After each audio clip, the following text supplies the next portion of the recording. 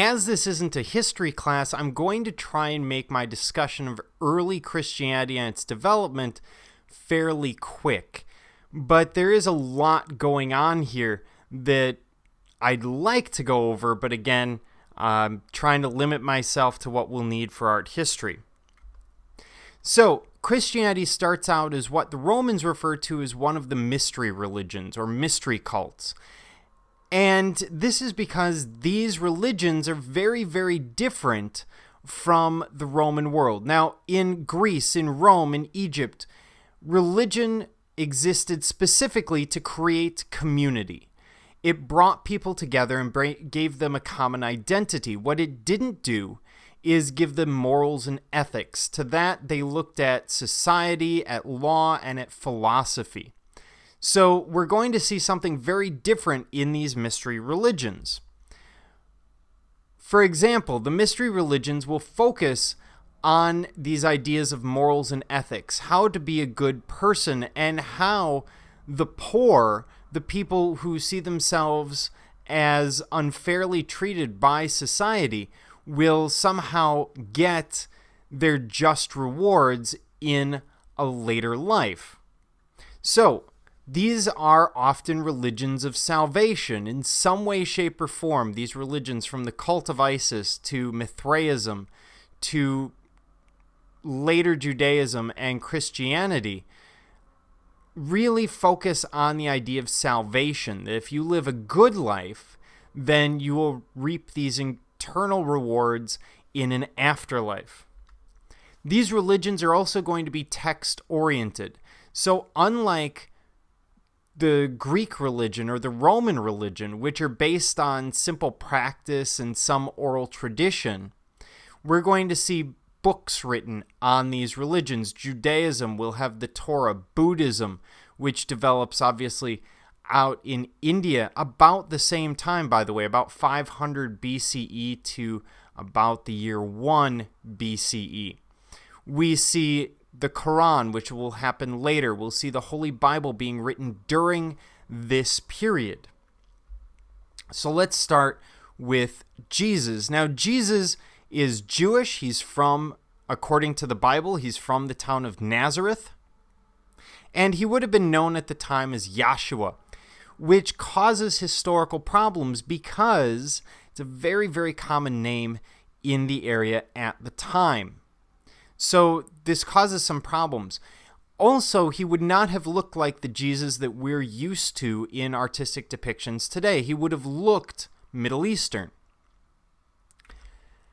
He's going to be born around the year 4 BCE. I'm not going to get into too much about how he was born in a manger or wherever else, but he was born probably around the year 4 BCE based on later events. The fact that he's not born in the year 1 means that there was a poor bit of dating done by I believe it was a Belgian monk in around the 16th century or so. But either way, he's born around the year 4 BCE. The Bible tells us that that Joseph is a carpenter, so Jesus is probably a carpenter. In fact, this probably means he's a laborer. There's not enough wood in the area of the Levant to need a carpenter, much less a couple of them. So he's probably a traveling laborer. By the age of 30, he has a ministry. Basically, after St. John the Baptist is arrested, Jesus will take on many of his followers. He'll start his ministry, as we see here, as he moves around the Levant. And then he will be crucified, which is a particularly nasty way to die. It's something that's used for non-Roman citizens, and he's crucified specifically for considering himself the king of the Jews, which the Romans see as usurpation of power. Basically, he's trying to take political power from the Romans. There's also an incident on sometime between Palm Sunday and Holy Thursday in the temple when he attacks the money changers that leads to his arrest. And he's considered a Messiah.